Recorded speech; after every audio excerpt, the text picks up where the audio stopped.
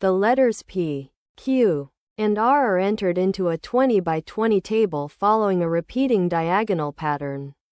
Each row is the previous row shifted over, cycling through P, Q, R every 3 cells, both across and down. How many P's, Q's, and R's appear in the completed 20 by 20 table? You can pause here and solve the problem before seeing the solution.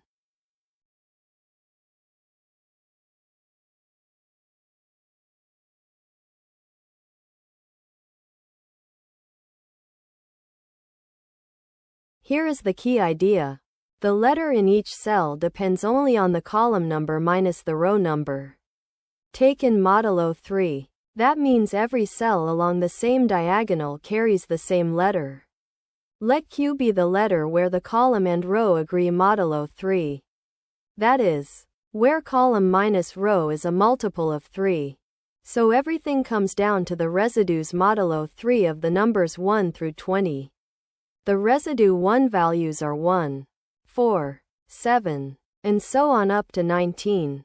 That's 7 numbers. The residue 2 values are 2, 5, 8, up to 20, also 7 numbers. The residue 0 values are 3, 6, 9, up to 18, only 6 numbers. So the counts are 7, 7, and 6. Now we tally. There are 400 cells in total.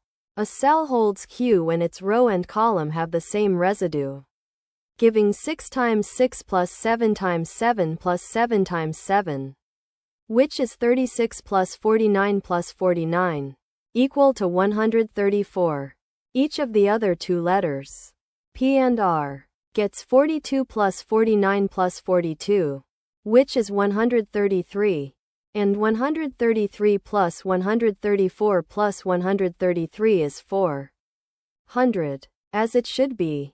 So the completed table has 133 P's, 134 Q's, and 133 R's. That is answer choice C.